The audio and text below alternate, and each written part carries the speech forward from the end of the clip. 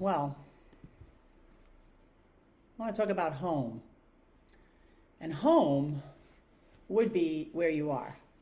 But yet, home can also be something that is a feeling with another person. And that's like a sense that you are on the straight and narrow, which my glasses are not, or that you are in acceptance of yourself, or that you know, kind of, or have you know, to some degree, from a sense of desire or contentment, that your life is good and that you are where you're supposed to be.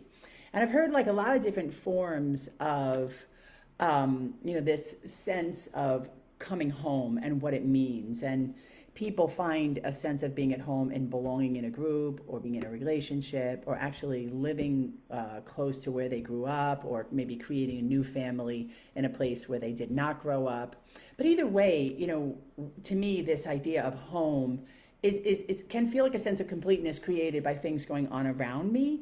But yet the truth is that in my mind, coming home is something that exists within me. And I don't know that I could feel completely comfortable hanging around or talking with, especially very diverse people, and in diverse situations.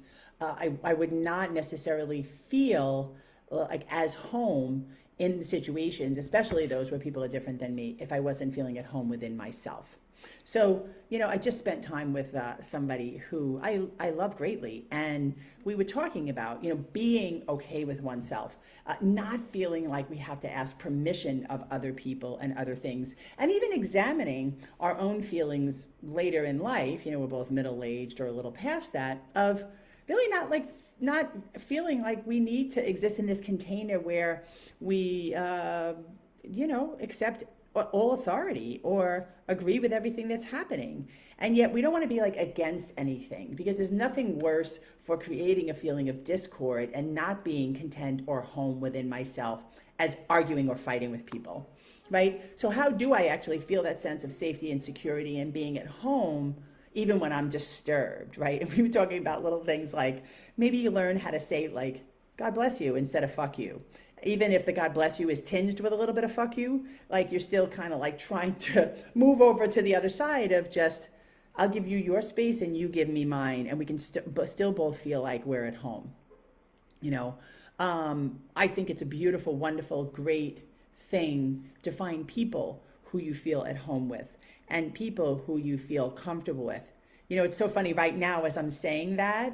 I'm not just smiling from my mouth. My eyes feel a little teary, and there's heat in my stomach because, there's a lot of people, including people that are watching this, who are home for me, who have resonated deeply with my energy, who bring themselves to the table to relate to me, who never, uh, uh, create discord or ever do things that would harm me or themselves. And I have full faith and trust in these people. And so when I'm with you, whoever you might be, I feel that sense of being at home. When I'm with my mother, I feel that sense of being at home.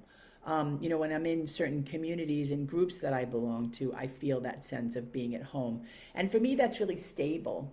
It's really, when we're talking a lot about systems in the world and systems in our society that are breaking down or we need to go back to or, uphold is more important. Nothing is more important to me than that feeling of being at home and being safe with certain people, because the world's going to change.